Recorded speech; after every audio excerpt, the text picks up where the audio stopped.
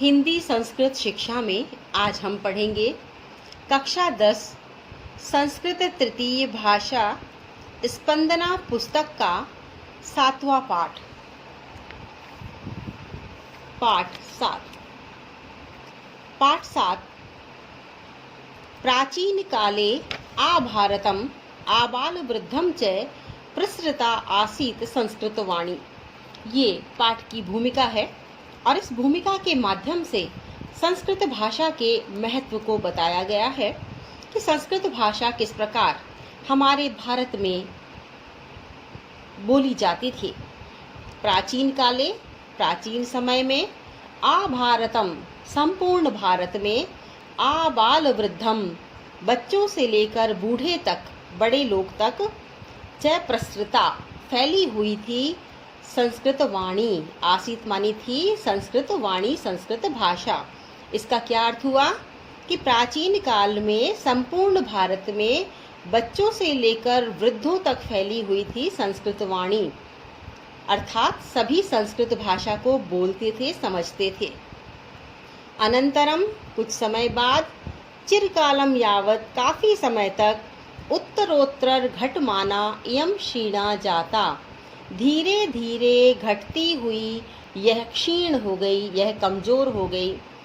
अद्यत्वे पुनरियम किंचित वर्धमाना दृश्यते। अद्यत्वे अब, पुनरियम फिर से यह कुछ बढ़ती हुई दिखाई दे रही है, कुछ वृद्धि को प्राप्त होती हुई दिखाई दे रही है। पुरा कदाचित इह भारते, प्राचीन काल में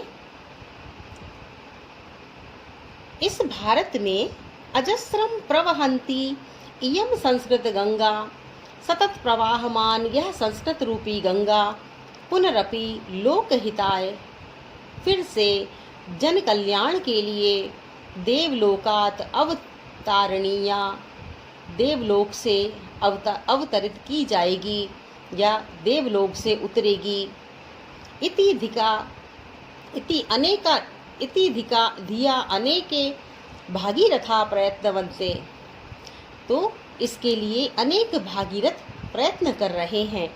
यहाँ बताया गया है संस्कृत भाषा को गंगा से तुलना की गई है। संस्कृत भाषा की तुलना गंगा नदी से की गई है और यहाँ बताया गया है कि जिस प्रकार भागीरथ नाम के राजा अपने पितरों के कल्याण के लिए, अपने पूर्वजों के उद्धार के लिए स्वर्ग से गंगा नदी को धरती पर लेकर आए थे, तो इस महान प्रयास के कारण उन भागीरथ का नाम इतिहास में अमर हो गया और प्रत्येक श्रेष्ठ कर्म को, पुण्य कर्म को हम भागीरथी प्रयत्न के नाम से पुकारने लगे। तो यहाँ गंगा को धरती पर लाने जैसा प्रयास ही है संस्कृत को इस देवलोक से इस मानव लोक तक प्रचार प्रसार करना भी एक भागीरथी प्रयत्न के समान ही माना गया है। और माना जाता है कि गंगा पहले स्वर्ग में प्रवाहित होती थी, धरती पर नहीं थी, किंतु भागीरथ के प्रयत्न से वह धरती पर आई और धरती पर भी जन कल्याण के लिए प्रवाहित होती गई। उसी प्रकार से संस्कृत रूपी गंगा, क्योंकि संस्कृत को हम देववाणी कहते हैं, हम देवताओं की भाषा मानते हैं, तो हम ये मानते हैं कि संस्कृत भाषा देवलोक की ही संपत्ति है अभी, या देवलोक में ही ज़्यादा प्रचलित है। और अब हम इसे जनमानस की भाषा बनाना चाहते हैं, जन जन की भाषा बनाना चाहते हैं, तो संस्कृत रूपी गंगा को देवलोक से यहाँ उतारना ही होगा और इसके लिए अनेक भागीरथ प्रयत्नशील हैं। अब कहते हैं कि तेन च, उससे, उस भागीरथी प्रयत्न से, चतुर्दिक्षु संस्कृत जगति किंचित स्पंदनम स्फुरण व अवलोक्यते, कि कुछ भागीरथों के प्रयत्न के कारण संस्कृत जगत में कुछ स्पंदन दिखाई दे रहा है, कुछ स्फुरण दिखाई दे रहा है, यानी कुछ हलचल दिखाई दे रही है। संस्कृतानुकूलस्य वातावरणस्य निर्माणम आरब्धम, संस्कृत के लिए अनुकूल वातावरण का निर्माण होना प्रारंभ हो गया है। बहुकालादनंतरम बहुत समय के बाद, लंबे समय के बाद, विद्यालयेषु अधीयाना, लघवे बालका, विद्यालय में अध्ययन करने वाले छोटे बालक, अपि यत्र तत्र संस्कृतेन संभाषणं कुर्वन्तं दृश्यन्ते, यानी विद्यालय में अध्ययन करने वाले छोटे छोटे बालक यहाँ वहाँ संस्कृत भाषा का उपयोग करते हुए दिखाई देते हैं, संस्कृत भाषा में संभाषण करते हुए दिखाई देते हैं, बोलते हुए दिखाई देते हैं। बालानाम आकर्षणाय संस्कृत गीतानि अपि एकः सरलः उपक्रमः। अब बच्चों को पढ़ाने के लिए, बच्चों के आकर्षण के लिए संस्कृत के गीत, बच्चों के आकर्षण के लिए अर्थात संस्कृत भाषा के प्रति बच्चों का आकर्षण बढ़े, इसके लिए संस्कृत गीत एक सरल माध्यम है, सरल उपक्रम है, सरल प्रयास है। तेन संस्कृत भाषा संस्कारो अपि अनायासम जन्यते, जिससे संस्कृत भाषा के साथ संस्कृत भाषा के संस्कार भी अनायास ही उनमें आ जाएंगे। विगतेषु केषुचिद् वर्षेषु नानाविधानि नवानि संस्कृत गीतानि रचितानि। विगत कुछ वर्षों में अनेक प्रकार के नए संस्कृत गीतों की रचना हुई। पाठे अस्मिन्, इस पाठ में अतीव सरलया भाषया, सरलया च शैल्या संस्कृत गीतमेकं प्रस्तूयते। इस पाठ में अत्यधिक सरल भाषा में और सरल शैली में संस्कृत गीत को प्रस्तुत किया गया है। आयन्तु, आइए, पठन्तु, पढ़िए, शृण्वन्तु, सुनिए, अभ्यसन्तु, अभ्यास कीजिए, गायन्तु च, और इसे गाइए। अतीव सरलम तरलम सरसम च गीतमिदम। यह बहुत ही सरल, तरल और सरस गीत है, बहुत ही अच्छा गीत है। अब गीत कौन सा है? वो है लोकहितम मम करणीयम। चलिए पाठ का सस्वर वाचन करेंगे। मनसा सततं स्मरणीयं, वचसा सततं वदनीयं, लोकहितं मम करणीयं, लोकहितं मम करणीयं। अब इसका हिंदी अर्थ क्या होगा? मनसा सततम स्मरणीयम, मनुष्य को हमेशा मन के द्वारा स्मरण करते रहना चाहिए। मनुष्य को हमेशा मन से स्मरण करना चाहिए। फिर आता है वचसा सत्यम वदनीयम, वाणी से हमेशा बोलना चाहिए। वाणी से निरंतर यही बोलना चाहिए। क्या बोलना चाहिए? कि लोक हितम मम करणीयम, कि मुझे हमेशा लोक कल्याणकारी कार्य करना चाहिए, कि मैं सदैव लोक कल्याणकारी कार्य करूं। आगे है न भोग भवने रमणीयम, न च सुख शयने शयनीयम, अहर्निशम जागरणीयम, लोकहितम मम करणीयम। अब कहते हैं कि ना भोग भवने, यानी इस भौतिक संसार में हमें रमण नहीं करना चाहिए, यानी इस भौतिक संसार में हमें तल्लीन नहीं हो जाना चाहिए। न च सुख शयने शयनीयम, और सुख शयन में भी शयन नहीं करना चाहिए, यानी सुख पूर्वक शयन भी नहीं करना चाहिए। अहर्निशम जागरणीयम, हमेशा हमें जागृत रहना चाहिए, सचेत रहना चाहिए, सावधान रहना चाहिए। और किस लिए रहना चाहिए?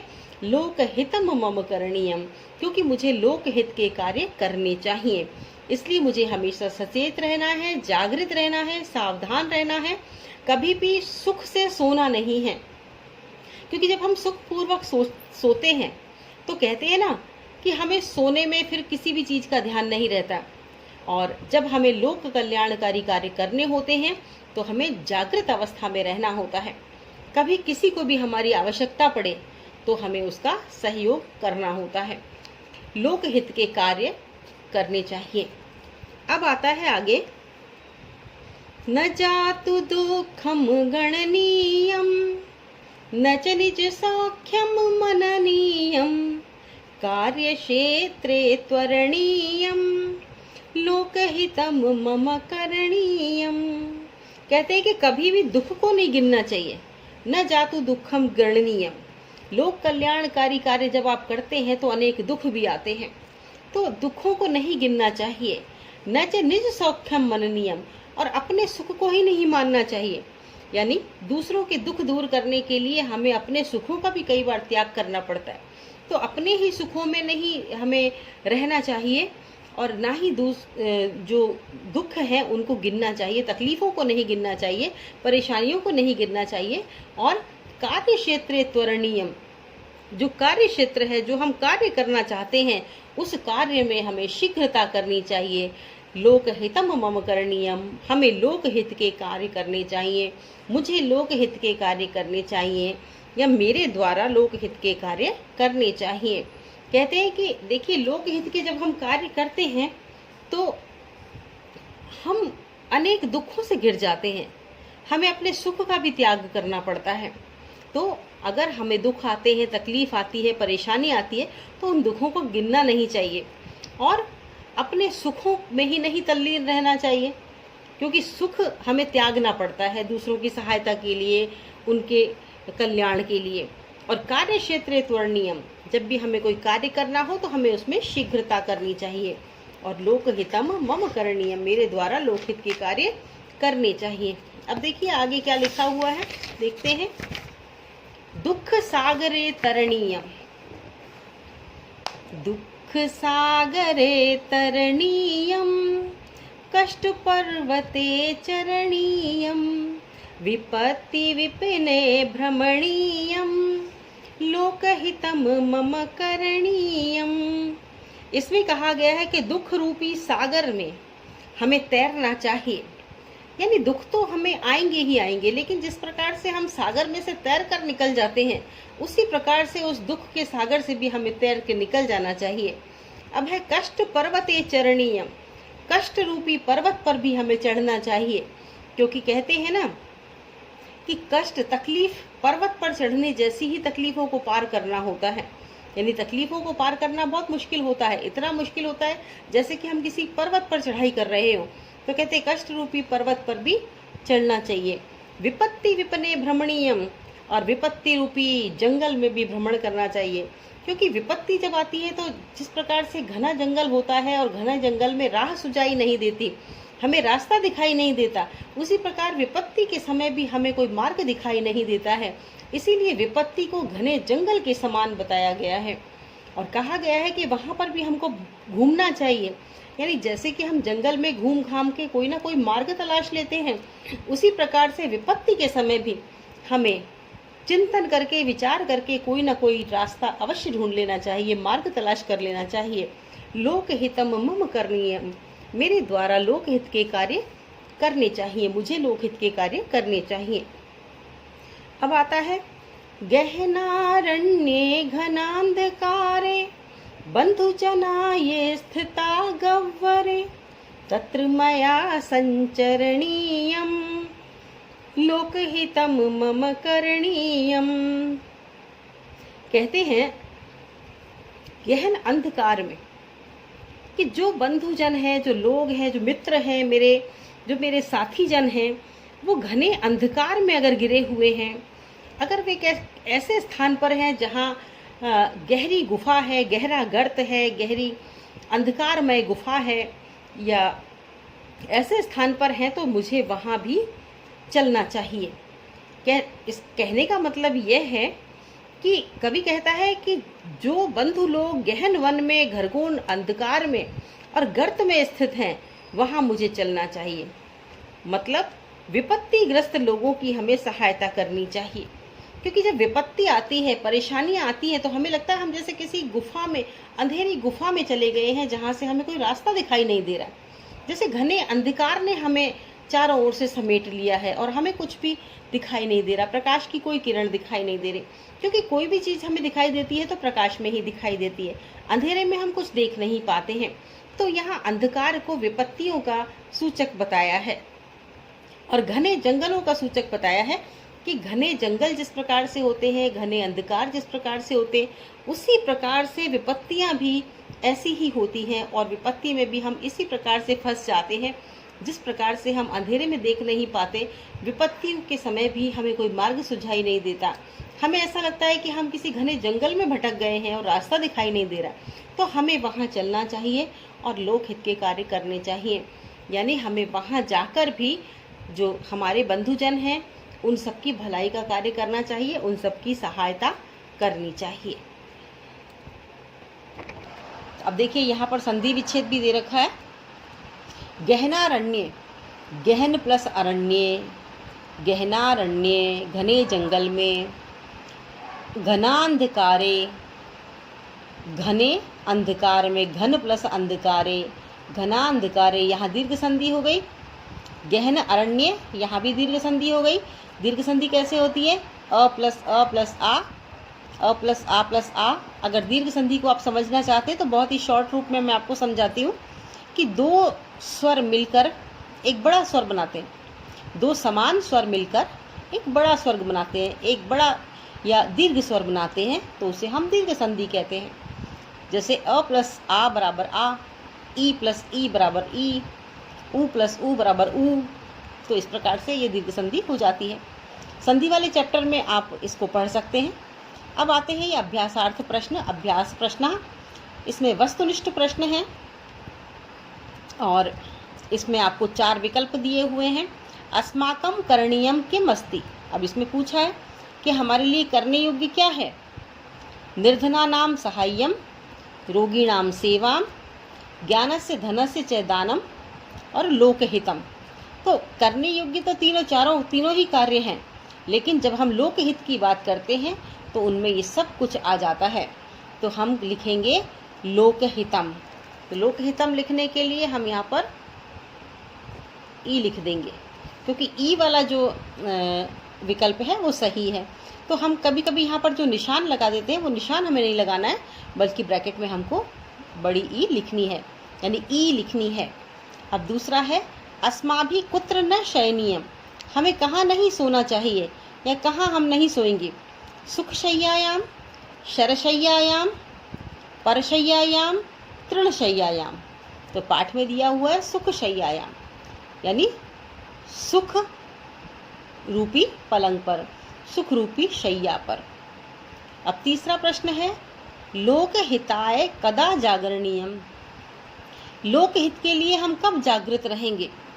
दिन में जागृत रहेंगे, रात्रौ रात्रि को जागृत रहेंगे, अहर्निशम दिन रात जागृत रहेंगे, या अन्येषु सुप्तेषु जागरणीयम, या अन्य सोए हुओं को भी जगाएंगे। अन्य सोए हुई जो बातें हैं, चीज़ें हैं, लोग हैं, उनमें भी हम जागरण का कार्य करेंगे। तो इसमें आ जाएगा कि हमारे पाठ में आया हुआ है कि अहर्निशम जागरणीयम, तो अहर्निशम सही हो जाएगा। तो इसमें जो विकल्प आएगा वो आएगा ई विकल्प। हमने ई भर दिया। इसमें हमारे दूसरे में अ विकल्प आया था सुखशय्यायाम, तो हमने अ भर दिया। अब ये आपके प्रश्नोत्तर हो गए। इसके बाद आप देखिए इसके बाद क्या आता है। प्रश्न संख्या 37 में ये प्रश्नोत्तर दिए हुए हैं।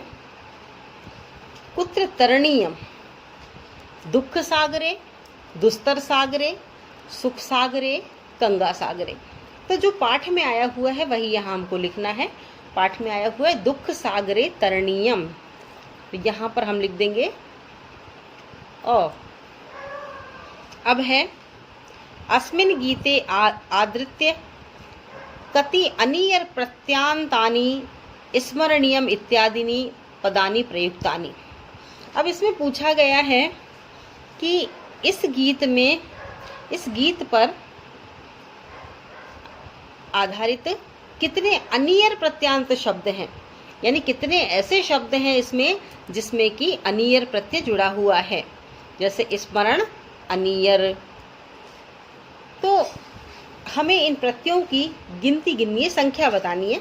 10 हैं, पंचदश हैं, षोडश हैं या सप्तदश हैं। ये कितने हैं? 10 हैं, 15 हैं, 16 हैं या 17 हैं। तो ये हमको गिनती बतानी है, तो गिनकर ही हम लिख पाएंगे। और इसमें देखिए उत्तर में दिया हुआ है 5वां ई, यहाँ उत्तर दे रखा है उत्तर माला में ई। तो चलिए ई हम यहाँ पर लिख देते हैं। ई हमने लिख दिया और इसमें उत्तर क्या आया? सप्तदश है, यानी 17 बार अनियर प्रत्यांत शब्द इस पाठ में आए हैं। और वो अनियर प्रत्यांत शब्द कौन कौन से हैं? जैसे तरणीयम, चरणीयम, भ्रमणीयम, करणीयम, संचरणीयम। इसके अलावा और भी देखिए, स्मरणीयम, वदनीयम, रमणीयम, शयनीयम, फिर गणनीयम, फिर मननीयम, त्वरणीयम। तो इस प्रकार से 17 शब्द अनियर प्रत्यांत आए हैं, अनियर प्रत्यय के शब्द आए हैं। तो हमने यहाँ पर अनियर प्रत्यय के शब्द लिख दिए 17। यहाँ 5वां प्रश्न है सप्तदश, इसका उत्तर आएगा ई विकल्प हमने लिख दिया। अब हम लघुत्तरात्मक प्रश्न करेंगे। लघुत्तरात्मक प्रश्न का अर्थ है जिसके हमें छोटे उत्तर देने हैं, यानी कम शब्दों में हमें उत्तर देना है।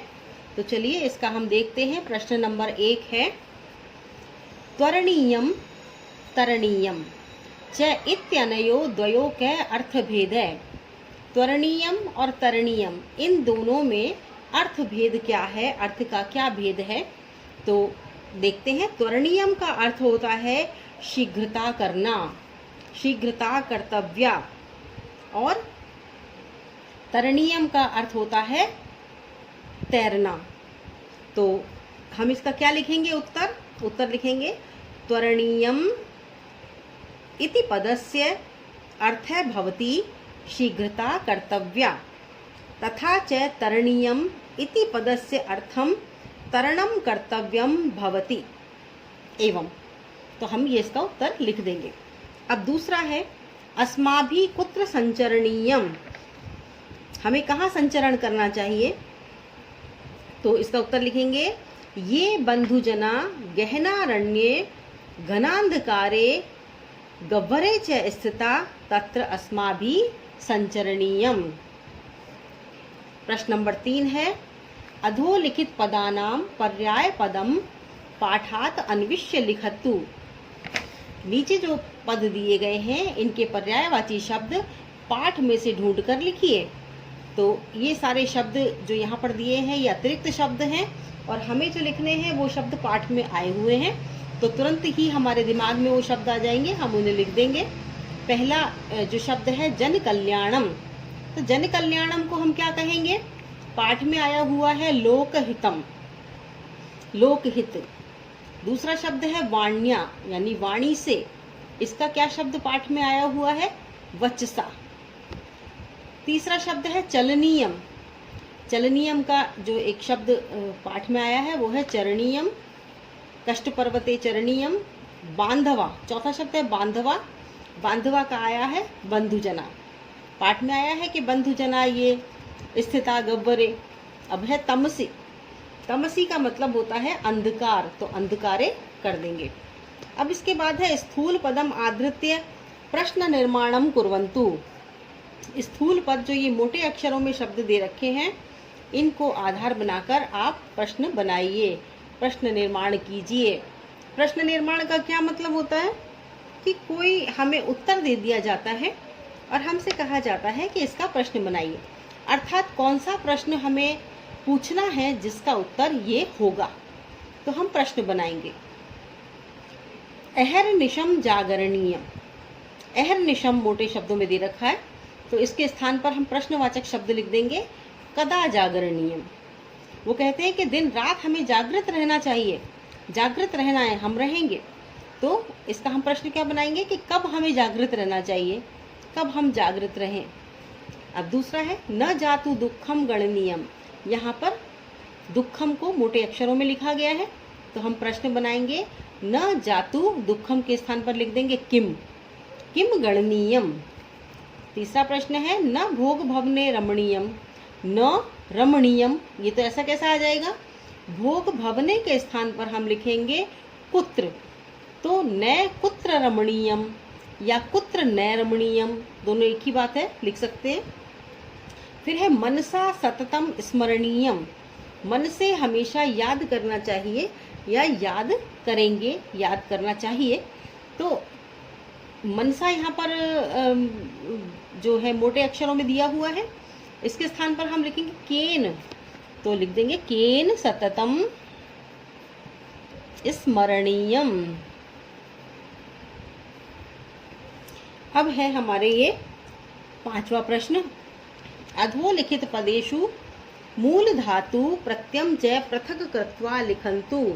अब इसमें जो मूल धातु दे रखी है, जो पद दे रखे हैं, इसमें मूल धातु और उपसर्ग प्रत्यय इत्यादि अलग करके हमको लिखना है। तो अब शब्द है स्मरणीयम, तो इसमें धातु कौन सी आ जाएगी?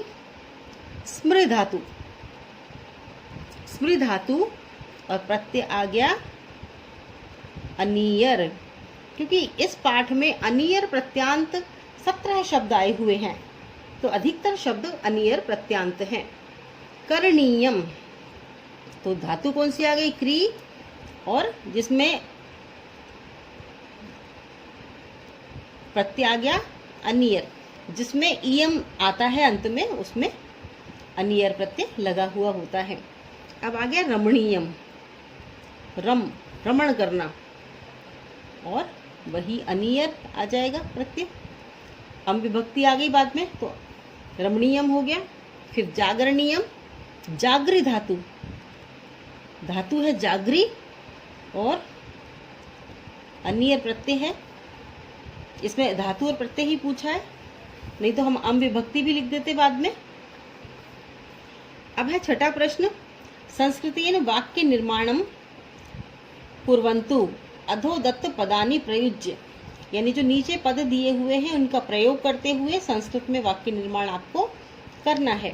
तो अहर्निशम, अहर्निशम का मतलब है दिन रात, तो आप यूं क्यों लिख सकते हैं कि अहर्निशम जागरणीयम, तो मया अहर्निशम जागरणीयम, या मया लोकहितम करणीयम, या मया अहर्निशम लोकहितम करणीयम। तो मया अहर्निशम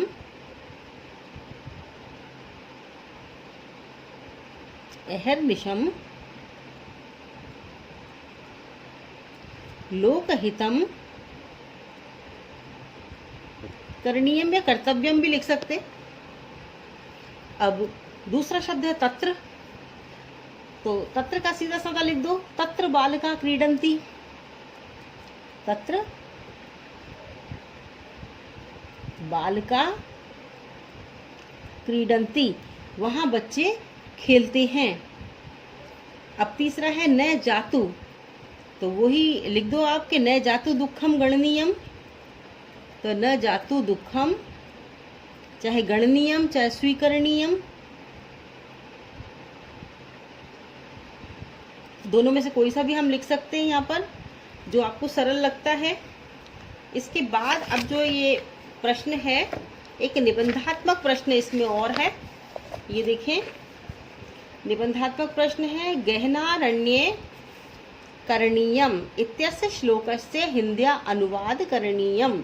तो हमने पूरे पाठ का हिंदी में अनुवाद किया हुआ है, तो आप किसी भी पैराग्राफ का हिंदी में अनुवाद कर सकते हैं, देख सकते हैं। अब परियोजना कार्यम इसमें दे रखा है थोड़ा सा, इसको हम एक बार पढ़ लेते हैं, बाकी हमें इसमें कुछ करने की आवश्यकता नहीं है, किंतु एक बार पढ़ लेते हैं। संस्कृत गीतानां कामपि ध्वनि मुद्रिकां सांत्र मुद्रिकां वा स्वीकृत्य अंतर्जाल सहाय्यां वा स्वीकृत्य कस्यचित् संस्कृत गायकस्य वा सविधे गत्वा कानिचन गीतानि अभ्यस्व कक्षायां शिक्षकस्य पुरतः प्रस्तोतव्यानि।